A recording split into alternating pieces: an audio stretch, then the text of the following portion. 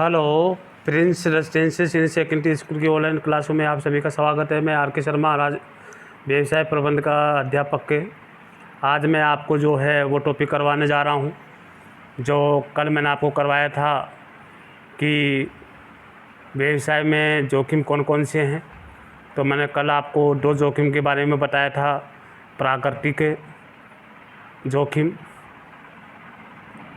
के बारे में मैंने कल आपके पास चर्चा की थी और मानवीय जोखिम। 2 प्रकार की जोखिम की चर्चा जो है कल मैंने आपके सामने की है, आपके पास की थी। तीसरा जो जोखिम है वो है आर्थिक कारण। इन कारण में माल की मांग में अनिश्चितता, प्रतिस्पर्धा और मूल्य और ग्राहकों से देय राशि, तकनीक में परिवर्तन या उत्पादन की विधि में परिवर्तन आदि को सम्मिलित किया जा सकता है। वित्तीय समस्याओं में ऋण पर ब्याज दर में वृद्धि, करों में भारी उगाही आदि भी इस प्रकार के कारणों की श्रेणी में आते हैं। ये परिणाम स्वरूप व्यवसाय संचालन लागत असंभावित रूप से अधिक हो जाती है।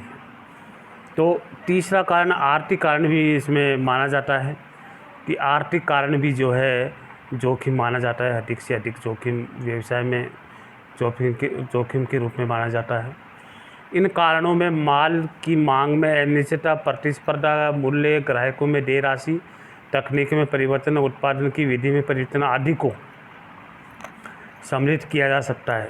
वित्तीय समस्याओं में ऋण पर ब्याज दर में वृद्धि और करों में भारी उगाही आदि भी इस प्रकार के कारणों की श्रेणी में आते हैं।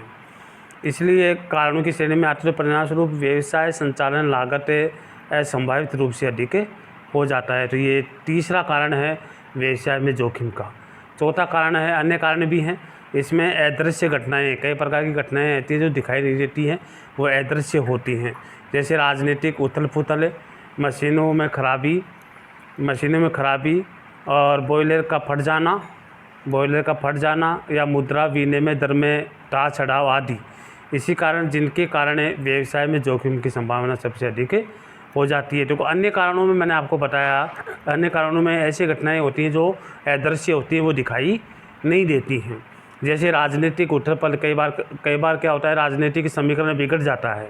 कभी बीजेपी आ जाती है या कुछ दूसरे राजनीतिक दलों की सरकार बनती है, कभी कौन किसका प्रधानमंत्री बनता है, तो ये क्या है, बदलते रहते हैं। तो राजनीतिक कारणों से भी व्यवसाय में कई प्रकार की जोखिमें सामने आती है। मशीनें ख़राब हो जाती हैं या बॉयलर फट जाता है, मुद्रा विनिमय की दर में उतार चढ़ाव, कभी ऊपर चढ़ जाती है, कभी नीचे चढ़ जाती है। मुद्रा विनिमय जो है ऊपर नीचे होती है। तो ये भी एक व्यवसाय में जो है जोखिम की संभावनाएं बढ़ाई जाती है।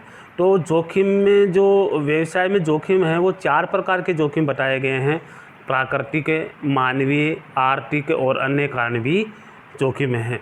तो देखिए, व्यवसाय का आरंभ, मूल घटक कौन कौन से। किसी व्यवसाय को प्रारंभ करना ठीक उसी प्रकार का काम है जैसे मनुष्य विभिन्न संसाधनों का उपयोग कर अपने प्रयत्नों से किसी निश्चित उद्देश्य को प्राप्त करे। और नए व्यवसाय की सफलता मुख्य उद्यमी और प्रवर्तक की भी इस प्रकार की योग्यता के ऊपर निर्भर करते हैं। योग्यता पर निर्भर करता है कि वह संभावित समस्याओं का पूरा अनुमान लगाना तथा कम से कम लागत में उसका समाधान करने में कितना सक्षम है। आज के व्यवसायिक जगत में ये भी इसलिए और भी अधिक महत्वपूर्ण है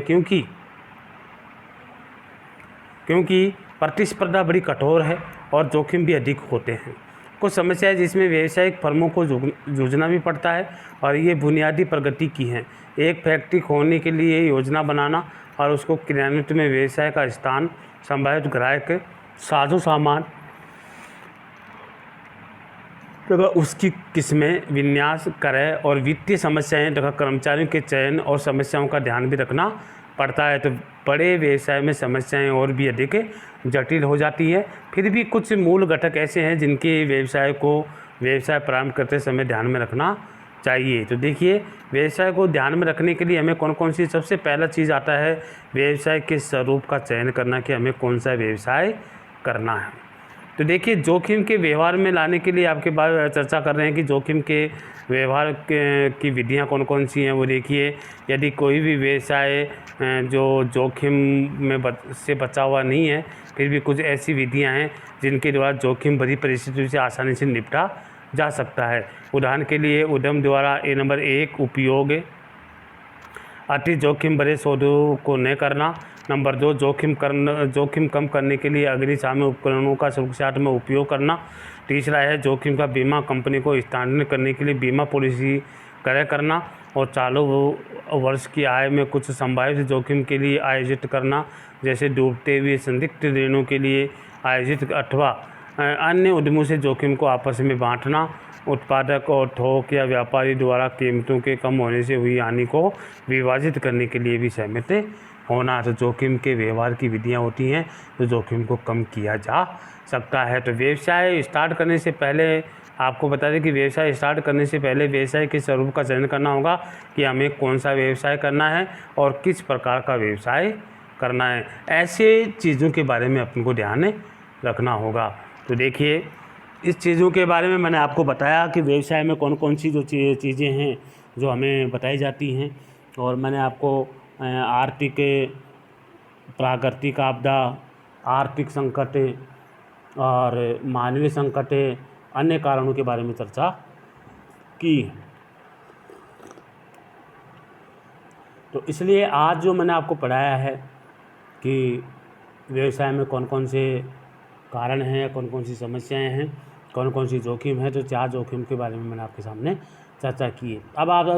अब इसमें ये आता है कि व्यवसाय प्रारंभ करते समय हमें किन किन बातों का ध्यान रखना चाहिए। इसके बारे में चर्चा जो है आने वाली अगली क्लास में आपको बताया जाएगा कि व्यवसाय प्रारंभ करने से हमें किस किस बातों का ध्यान रखना चाहिए। आज की क्लास में आपको इतना ही है। कल की क्लास में आपको जो है व्यवसाय में कौन कौन सी चीज़ों की या कौन कौन सी चीज़ों का ध्यान रखना चाहिए, कौन सी चीज़ों का ध्यान नहीं रखना चाहिए, इस बारे में व्यवसाय प्रारंभ करते समय ध्यान रखने के वाले बातें या चीज़ों के बारे में अपन कल बताएंगे कि कौन कौन सी चीज़ें ऐसी हैं जो व्यवसाय में ध्यान रखने के लिए बहुत आवश्यक है। इसलिए आज की क्लास में इतना ही है। कल आपको बताया जाएगा व्यवसाय प्रारंभ करते समय हमें किस किस बातों का ध्यान रखना चाहिए। जब तक आज के लिए इतना ही है। जय हिंद।